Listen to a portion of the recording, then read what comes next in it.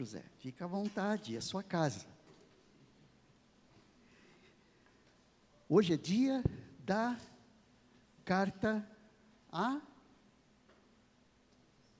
É dia de falarmos ou de trabalharmos, de estudarmos a carta que Jesus escreveu à cidade de Pérgamo. Isto, exatamente. Então vamos abrir ali no livro de Apocalipse. Nós temos estudado esse livro. É uma empreitada boa, uma empreitada bastante interessante, porque o livro de Apocalipse é um dos livros que nos chamam bastante atenção, não é? Pelo conteúdo, assim, bastante diferente em relação aos outros livros. Então, Apocalipse, no capítulo 2, do versículo 12 ao versículo 17, do capítulo 2, do versículo 12 ao versículo 17. E o texto diz assim: ao anjo da igreja em Pérgamo escreva, ou seja, é Jesus dizendo para João escrever uma carta em que ele mesmo é o remetente. Jesus é o remetente. Ao anjo da igreja em Pérgamo escreva: estas coisas diz aquele que tem a espada afiada de 2 gumes. Conheço o lugar onde você mora, que é o lugar onde está o trono de Satanás. Sei que você conserva o meu nome, e não negou a fé que tem em mim, mesmo nos dias de Antipas, minha testemunha, meu fiel, que foi morto na cidade de vocês, aí onde Satanás habita. Tenho, porém, contra você algumas coisas. Estão aí em seu meio os que sustentam a doutrina de Balaão, o qual ensinava a Balaque a armar ciladas diante dos filhos de Israel, para que comessem coisas sacrificadas aos ídolos, e praticassem a prostituição. Além disso, estão também aí, em seu meio, os que seguem a doutrina dos nicolaítas. Portanto, arrependa-se, senão irei até aí sem demora, e lutarei contra eles com a espada da minha boca. Quem tem ouvidos, ouça o que o Espírito diz às igrejas. Ao vencedor darei do maná escondido, também lhe darei uma pedrinha branca, e sobre essa pedrinha um novo nome escrito, o qual ninguém conhece, exceto aquele que o recebe. Pois bem, nós temos aí uma carta a uma igreja ali da Ásia, onde é Turquia hoje. A igreja de Pérgamo. Alguns teólogos dizem que essa carta é a uma igreja que é tida como uma igreja transigente. O que é uma igreja transigente? É uma igreja que não é muito séria. Ela não é intransigente na sua doutrina. Uma igreja intransigente é uma igreja que anda nos conformes. Entenderam a mensagem? É uma igreja que anda conforme a ordem que o Senhor dá. Não é uma igreja relativa, com pensamentos relativos, com sentimentos relativistas, não. Seria ideal que ela fosse intransigente, mas ela é uma igreja transigente. Ela levava meio aqui, meio ali. Era uma igreja que, dá para fazer isso? Depende. Ou seja, a ordem de Deus não era levada tão a sério. As determinações de Deus, as orientações do Senhor, não eram levadas tanto a sério assim.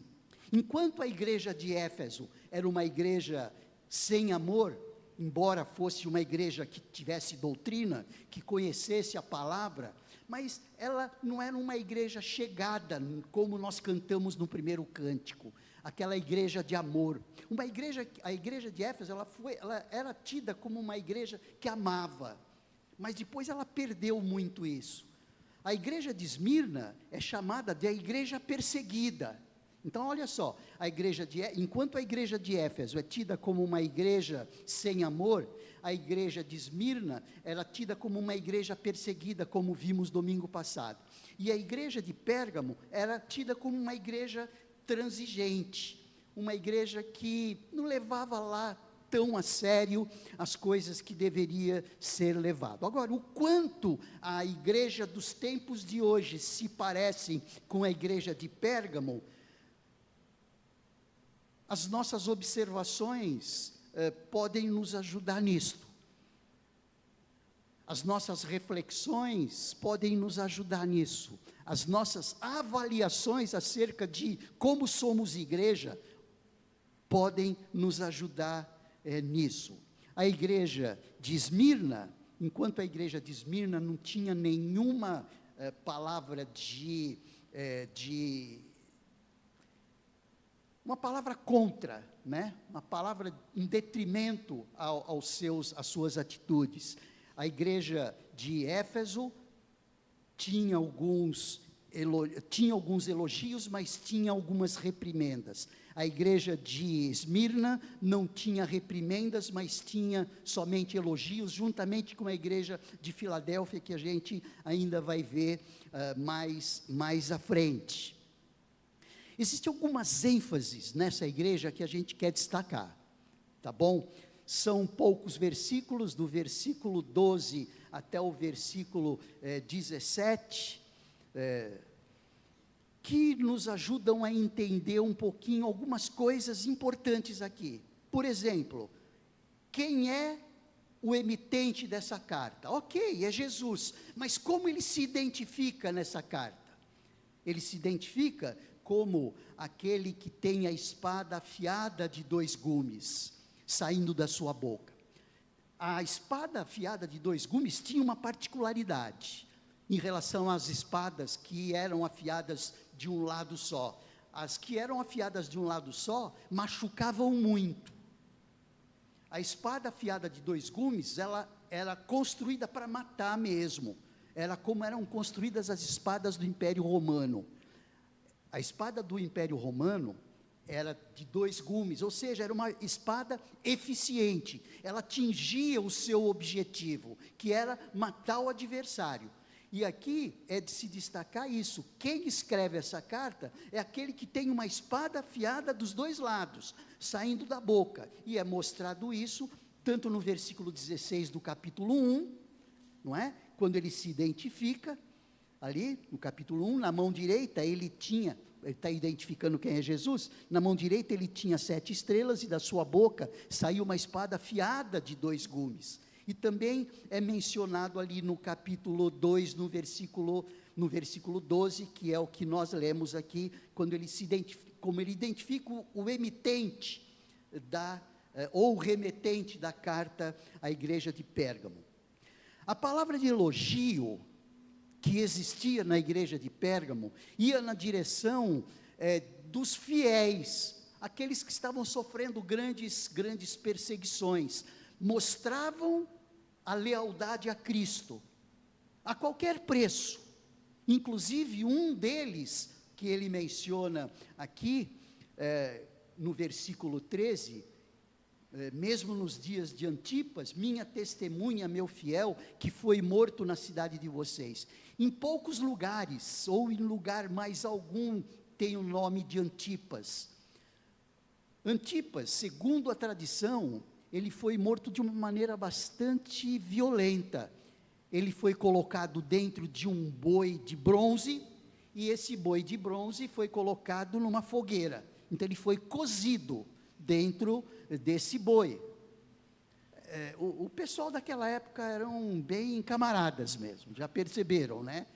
Colocavam os fiéis sendo tochas humanas, colocavam aqueles que mostravam lealdade a Jesus nos coliseus para serem comidos pelos cães, pelos leões, colocavam-nos nas grandes arenas para que soldados começassem a rodear e os matassem com lanças, com espadas, com flechas. Não, o pessoal era bem camarada mesmo.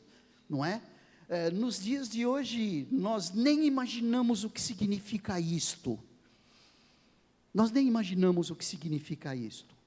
Mas, ali na igreja de Pérgamo, existiam pessoas fiéis a ponto de abrir mão da sua própria segurança, em que os seus bens eram confiscados, eles não tinham direito a ter nada. Sua casa, não tinham casa, eram confiscados. Seus bens, não tinham bens, eram confiscados. Eram entregues para as autoridades, para o governo imperial. Pois essa cidade era uma cidade muito afeita ao Império Romano. Aliás, era uma grande capital do Império Romano. Era uma das três, uma delas era Éfeso, era uma das três cidades mais fiéis ao Império Romano. Tanto é que o texto fala que naquele lugar era o trono de Satanás. Versículo 13, conheço o lugar onde você mora, que é o lugar onde está o trono de Satanás. No final do versículo 13, ele diz que ele foi morto na cidade de vocês, aí onde Satanás habita.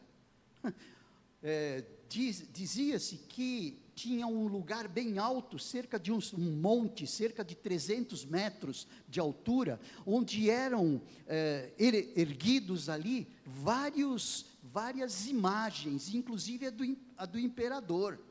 Vários deuses eram adorados naquele lugar. Então era uma cidade bastante sodomita mesmo, era uma cidade bastante desleal a Deus e desleal ao povo que era leal a Deus. A palavra de elogio era na direção desses que se mantinham fiéis. Assim como nós dissemos no domingo passado, nós nem imaginamos o que significa viver num ambiente assim. E será que se vivêssemos num ambiente um pouquinho mais pesado, em termos de perseguição, quantos ainda ficariam fiéis ao Evangelho? No mundo existe aí uma estimativa de cerca de 2 bilhões de cristãos, de todas as formas, os nominais, os não nominais, os crentes em Cristo, aqueles evangélicos, vamos dizer assim. Mas desses 2 bilhões e pouco, dentro de um mundo que contém cerca de 10 bilhões de pessoas, mesmo assim, 20% na totalidade só cristãos, e cristãos tendo em vista tanto os fiéis como os não, os nominais como os não nominais. Nominais são aqueles que se dizem cristãos porque nascem numa família cristã, não necessariamente que segue o cristianismo, que segue as normas e a disciplina, como Jesus nos ensina que devamos seguir. Amar a Deus sobre todas as coisas, com toda a força, com todo o entendimento, com toda a energia, com todo o coração, sabe?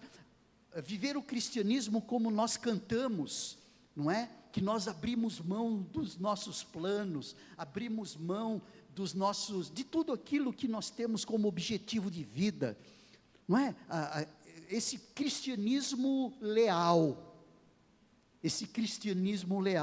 o que sobraria desses 2 bilhões e pouco de cristãos que existem no mundo?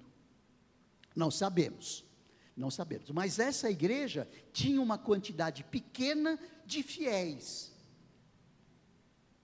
e que isso era tido como elogio. Conheço o lugar onde você mora, que o lugar onde você está, o lugar onde está o trono de Satanás. Sei que você conserva o meu nome, não negou a fé que tem em mim, mesmo nos dias de Antipas, minha testemunha. Essa palavra de elogio é pouca, não é? É pouca a palavra de elogio. A igreja de Éfeso parece que houve um pouquinho mais de elogio, conheço as obras que você realiza ali no versículo 2, do capítulo 2, tanto o seu esforço como a sua perseverança, sei que você não pode suportar os maus e que pôs à prova os que se declaram apóstolos e não são, descobriu que são mentirosos, vocês têm perseverança e suportou provas, enfim, ele desdobra um pouquinho mais, ele desenvolve um pouquinho mais esses elogios. No entanto, nessa igreja de Pérgamo, ele desenvolve menos, mas dá um grau de profundidade extremamente significativa, a ponto dele dizer que aqueles que, alguns deles conservavam o seu nome e não negam a fé que têm, mesmo nos dias desta testemunha que foi colocada numa situação tão difícil como Antipas, ou seja, fala pouco, mas de maneira mais profunda quanto à lealdade. E tudo isso, querido, só para a gente poder fazer reflexões sobre o grau de lealdade que nos é exigido, mesmo nos dias de hoje, que está tudo bem, ou seja, a lealdade a Cristo não é colocada diante de nós com grandes provas, não é mesmo? É tranquilo, nós não somos colocados no canto da parede, para que provemos a nossa fé, como ele diz ali, que não negam a fé, ali no caso de Pérgamo, nós não somos colocados em provas como estas, mas isso não significa que nós não devamos marcar presença em termos da lealdade. Aliás, se nós não conseguimos provar lealdade em tempos de benefícios, não conseguiremos provar nossa lealdade em tempos de dificuldade, de maneira nenhuma. Então, tudo isso nos faz pensar no grau de lealdade que temos, no grau de esforço que fazemos para mantermos-nos fiéis a Deus, fazer o que precisa ser feito, levar em consideração e ter na nossa mente, no nosso coração, de maneira muito clara, a fidelidade de Deus, abrindo mão do contato e do relacionamento da Trindade nos céus, tornando-se homem, se submetendo à morte de cruz, passando pelos vitupérios que passou, foi cuspido, foi surrado, foi esbofeteado, foi furado, foi pregado numa cruz, foi colocado uma coroa de espinhos, se mostrou fiel, e muitas vezes, em tempos tão abundantes, nós não nos mostramos tão fiéis assim, nós nos mostramos tão, como dissemos da semana passada, tão frouxos, espiritualmente falando. Então, são reflexões que precisamos fazer quando nós olhamos, textos como esse. O que nós vemos também, algo a que se destacar, é que existem prêmios aos vencedores, não é? Quando ele diz ali, que na realidade esses prêmios, eles são símbolos das bênçãos espirituais, quando ele fala que comerão do maná escondido, como símbolo da bênção da era messiânica, receberiam o veredicto aprovado, com aquela pedrinha branca, e receberiam um novo nome. Isso ele vem mostrando ali, no versículo 17, quem tem ouvidos ouça o que o Espírito diz às igrejas, ao vencedor darei do maná escondido, também lhe darei uma pedrinha branca, e sobre essa pedrinha um novo nome escrito, o qual ninguém conhece, exceto aquele que o recebe. Mas sem entrar em detalhes do que significa cada um deles, o maná escondido, parece que o maná era o pão que o povo recebia ali no deserto, era os recursos para a sua subsistência. O maná escondido é uma bênção direcionada àqueles que são fiéis. Eu fico imaginando, e os teólogos fazem uma série de colocações acerca do que seria isso, mas eu nem preciso disso. Aquilo que o Senhor tem reservado para mim e para nós, é algo que nós não podemos imaginar, nós não podemos dimensionar, mesmo que se nós tivéssemos a expressão exata, parece que as coisas são meio assim difíceis de compreender, até para que a gente não defina alguma coisa concreta, que deixe em aberto mesmo, ou seja, bênçãos sem medida, bênçãos grandiosas, que vão muito além do que aquilo que vivemos nos tempos de hoje, muito além dos sofrimentos que vivemos, que experimentamos, as dúvidas que temos, aquilo que o mundo nos proporciona de preocupações, vai muito além disso. O texto diz: darei do maná escondido, darei também uma pedrinha branca. Alguns dizem que essa pedrinha branca, naquele tempo, era dado para um réu que era considerado como inocente. Então eles davam ali, pelo que dizem, né, uma das hipóteses, eles davam aquela pedrinha branca, que era, na realidade, a prova de que ele foi inocentado num tribunal. Isso faz um pouco de sentido, porque essa pedrinha branca me foi dada a mim, foi dada a você, porque nós fomos inocentados do nosso pecado, pela cruz, pelo sangue derramado ali na cruz. Agora, em termos das bênçãos reservadas para mim e para nós depois, eu não consigo dimensionar, e por mais que o ser humano refaça essas especulações, coloque especulações, não chegam a atingir a beleza do que nos está proposto. De qualquer maneira, ao vencedor será dado do maná escondido, também lhe darei uma pedrinha branca, e sobre essa pedrinha um novo nome escolhido, novo nome escrito, o qual ninguém conhece, exceto aquele que o recebe. Então são detalhes aí bastante interessantes e importantes, quando nós olhamos essa carta que Jesus escreveu, usando João como seu amanuense, como aquele que escreve a carta quando alguém dita, é Jesus ditando essa carta, o remetente é Cristo, escrevendo essas coisas. Agora, o que esse texto mostra ali, com um pouquinho mais de desenvolvimento, está nos versículos 14 e versículo 15, quando ele fala de duas doutrinas, e por isso eles tinham aquela palavra de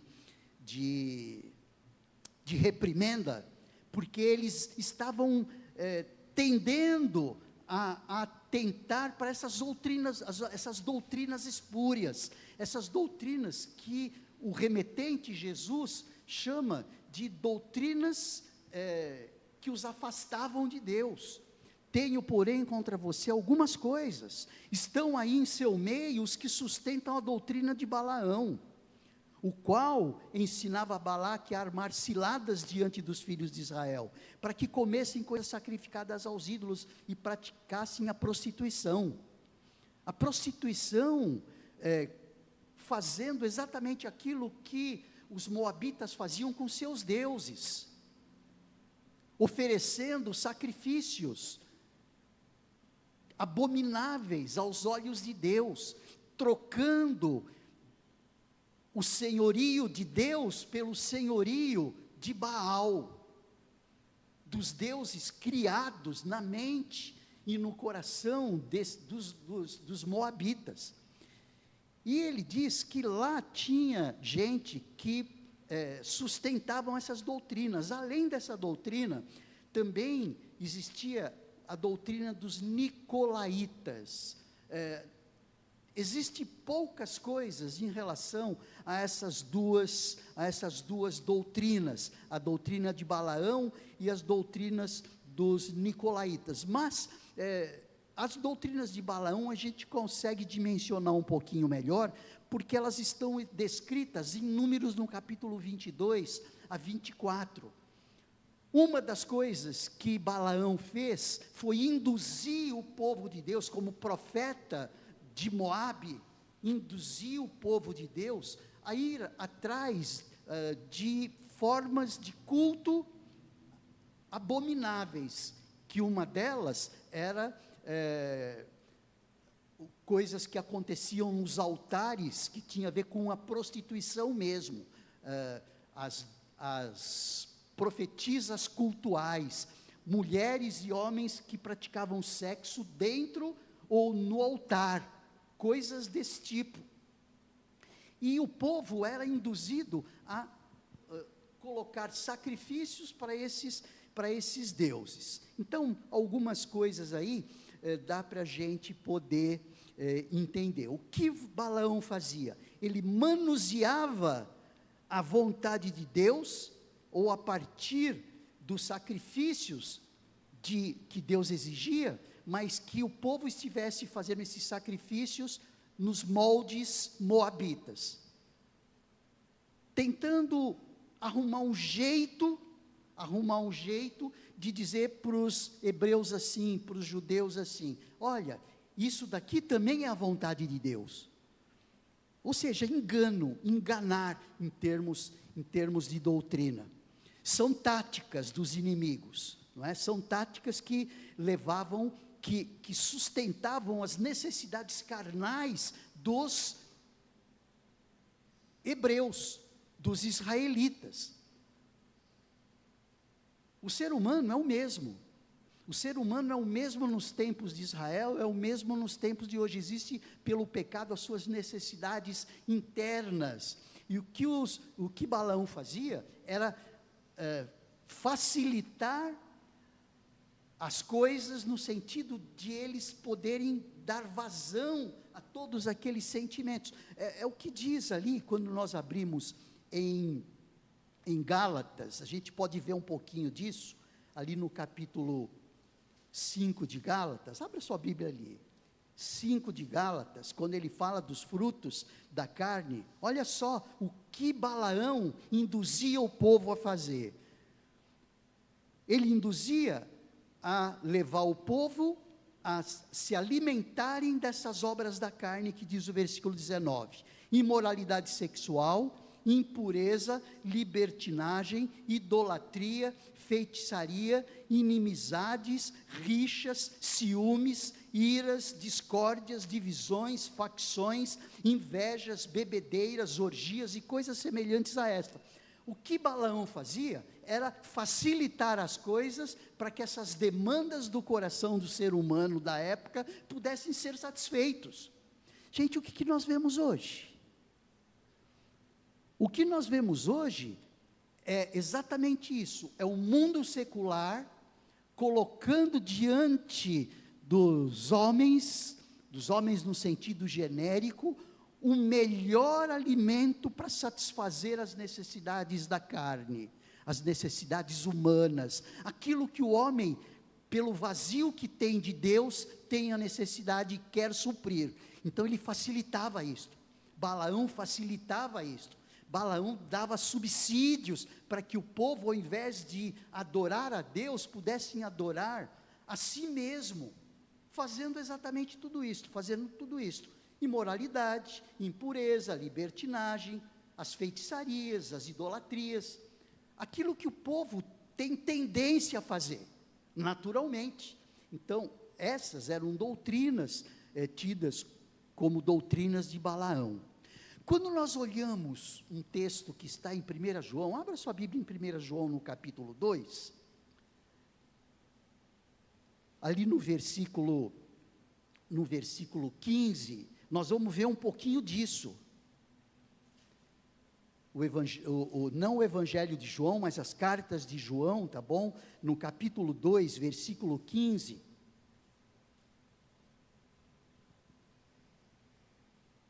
Quando João alerta, ou quando Deus através de João alerta, a que não se ame o mundo, nem as coisas que há no mundo, versículo 15, não amem o mundo, nem as coisas que há no mundo. Se alguém amar o mundo, o amor do Pai não está nele, porque tudo o que há no mundo, os desejos da carne, os desejos dos olhos, a soberba da vida, não procede do Pai, mas procede do mundo.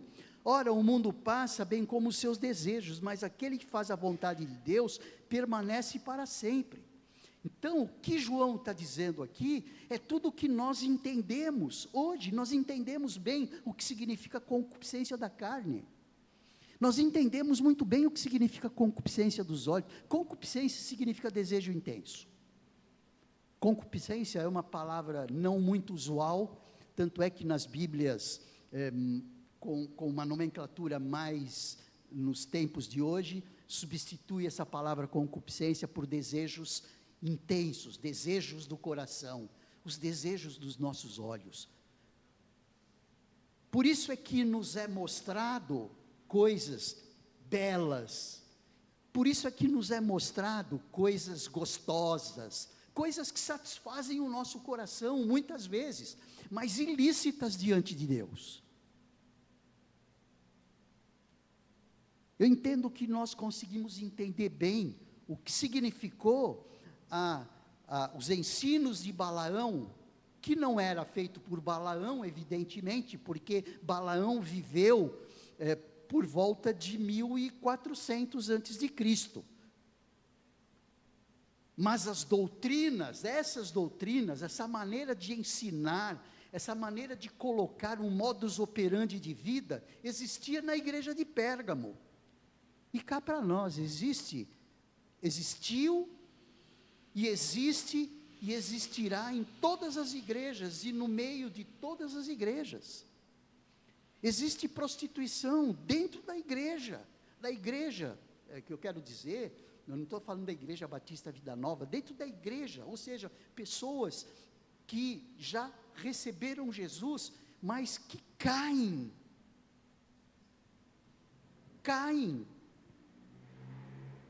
e sofrem as consequências disso.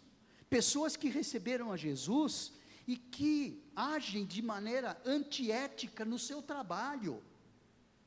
Pessoas que receberam a Jesus que odeiam pessoas.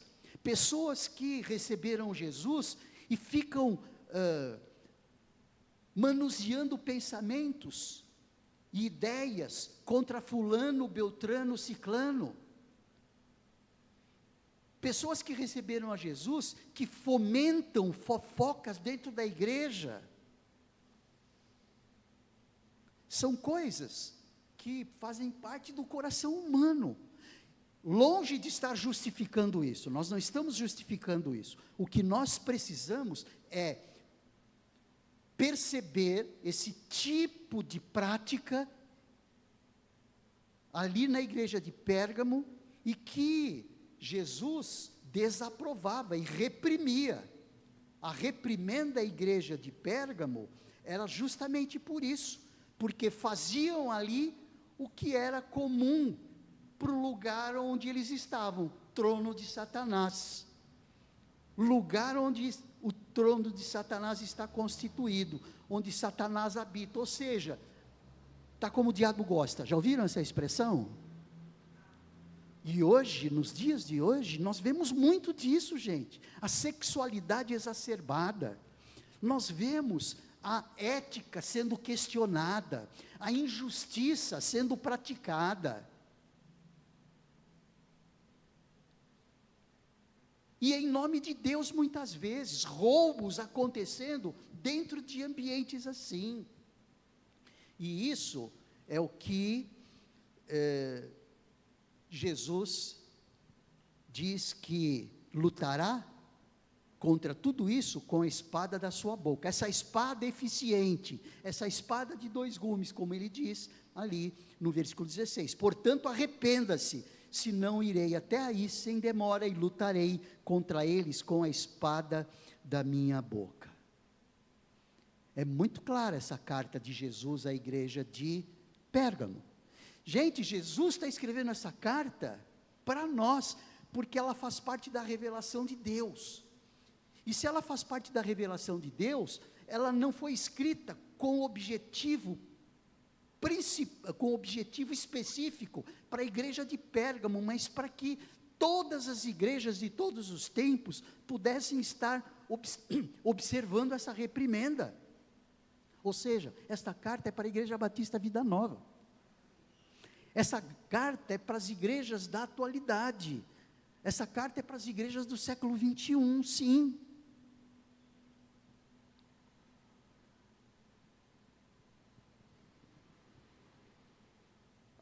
os nicolaítas, eles tinham um tipo de prática que era mais adequada naqueles tempos, por uma seita chamada o gnosticismo, onde valorizava demais o conhecimento. O que mandava era o conhecimento. A chave do sucesso do relacionamento com Deus era o conhecimento. Conhecimento religioso também, especialmente o conhecimento religioso. E isso caía num terreno muito fértil do coração humano, porque o coração humano, pelo fato dele ser um vazio do tamanho de Deus, ele busca os seus próprios deuses. Então, cada um tem o seu Deus, cada grupo tem o seu Deus. Na Índia tem diversos deuses, no mundo oriental tem vários deuses, sem querer agora mencionar, não é? Mas o coração humano formata esses deuses, ou na forma de animais, ou na forma de pessoas, para que ele possa adorar. Isso daí faz parte do coração humano. Como existe um vazio do tamanho de Deus no seu coração, ele busca alguma coisa que atenda às expectativas desse coração vazio.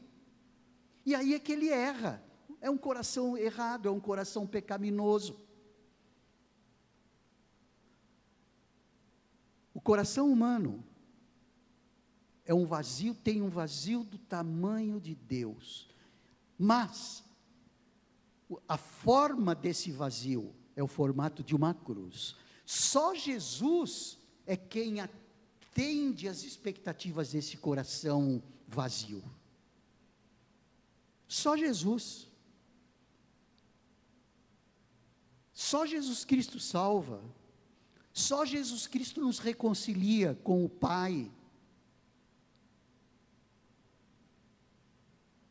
O que esses deuses fazem é dizer: não precisa de Jesus, eu faço os meus próprios deuses, eu é quem busco o que vai satisfazer a minha alma. Lá naquela época, era a deusa, era o deus Baal, que era um deus que cuidava da plantação, que dava subsistência.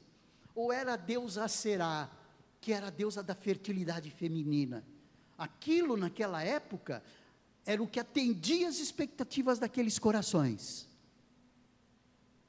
O coração humano é assim, ele vai buscar alguma coisa que satisfaça o seu coração. O dinheiro, por exemplo, e o sucesso, por exemplo, pode ser um Deus para satisfazer corações humanos. O trabalho, a despeito do respeito que deve ter a família e ao seu próprio corpo, pode ser um Deus. Uma pessoa que só pensa em trabalhar e esquece da família, esquece dos seus próprios compromissos com aquele que lhe dá inteligência, que lhe dá sabedoria. Mais uma vez, nós estamos aí desaprovando quem trabalha, nós estamos desaprovando aquele que coloca o seu trabalho como se fosse um Deus, como se fosse o que realmente vai satisfazer os desejos do seu coração, vai atender às suas expectativas de sucesso, os seus empreendimentos, os seus planos, os seus projetos, sabe? Então, tem muitas formas de nós estarmos pegando essas doutrinas e aplicando para nós, para que nós tomemos o cuidado, para que nós não entremos aí nesses pecados, e não sejamos aí abordados com uma palavra como esta: arrependa-se, arrependa-se. Quem tem ouvidos, ouça o que o Espírito diz às igrejas. Se não, irei até aí sem demora e lutarei contra eles com a espada da minha boca. Uma igreja que transige com o pecado é uma igreja que admite o pecado. É uma igreja que recebe aquilo e vai numa boa, aceita aquilo. Isso é normal, isso é relativo. A igreja de hoje entende relativa o divórcio, mas Jesus abomina o divórcio, é uma das coisas. A igreja hoje, ela admite isso naturalmente, faz parte dos nossos dias, faz parte dos nossos tempos. Veja, é uma igreja que transige, e ai daquele pastor que falar contrário a isso, ele recebe punição de muitos dos seus próprios membros.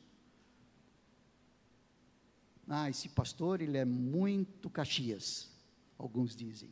É verdade, então, precisamos tomar cuidado aí para não transigir com o pecado, ou seja, considerar normal aquilo que Jesus considera como pecado, é transigir com o pecado. A igreja não pode transigir com o pecado, e caso não haja arrependimento, a punição é realizada. Nós vimos isso através do livro que nós estudamos domingo passado, o livro de Juízes. Se afastavam de Deus, recebiam uma punição, ou seja, eles declinavam, tinham declínio da fé, recebiam uma punição, se aproximavam de Deus desesperados, e Deus lhes dava descanso. Era o ciclo de Juízes. Estava tudo bem, quando estava tudo bem, começavam a transigir com o pecado, começavam a adorar outros deuses, começavam a se afastar das regras que Deus estabelecia, da lei que Deus estabelecia, se afastavam da Torá, Deus os punia, sofriam as consequências disso, se aproximavam chorando, clamando a Deus por libertação. Deus lhes dava descanso através dos juízes. Então nós vimos isso, e podemos dizer que o nosso Deus é o mesmo. Quando transigimos com o pecado, nós sofremos as consequências dessa transigência. Então são algumas coisas aí que nós precisamos cuidar para a igreja dos tempos de hoje. Devemos cuidar do aspecto de santidade na igreja. É uma das coisas que precisamos cuidar. A nossa capacidade de não negar a nossa fé passa pelo desafio de sermos santos. Ser santo é não transigir com o pecado, é não considerar normal aquilo que Deus considera como pecado, é não considerar como admissível aquilo que Deus não admite, aquilo que o Senhor não admite. E nós temos o Espírito Santo no nosso coração, que nos convence do pecado, da justiça e do juízo. Percebam como essas cartas, elas são altamente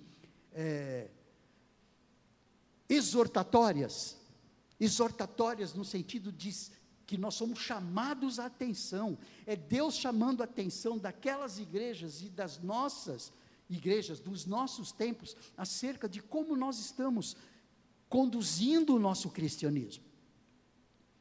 A nossa capacidade de não negar a nossa fé, ou seja, nós teremos uma maior capacidade de não negar a fé na condição de sermos mais santos. A santidade na igreja significa santidade da pessoa. Santidade da pessoa redunda em santidade da igreja. Ou seja, eu sou uma pessoa, mas a santidade da igreja está na proporção do quanto as pessoas são santas em si mesmas, porque a igreja é a reunião de pessoas. O CNPJ da igreja está em pecado. Não, quem está em pecado não é o CNPJ da igreja, não é o CEP da igreja. Quem está em pecado é a igreja, são os membros do corpo, e nós somos os membros do corpo. Então, quando cuidamos da santidade da nossa vida, nós estamos fazendo a nossa parte em relação à santidade da igreja. E uma igreja, ela é eficiente nas suas ações, na sua missão, tanto quanto ela é santa, tanto quanto ela tem a capacidade de desviar-se do pecado. Portanto, essa carta à igreja de Pérgamo, assim como as outras cartas, que têm as suas peculiaridades, a carta de Pérgamo nos exorta nessa direção, as outras cartas também, mesmo as de Esmirna e a de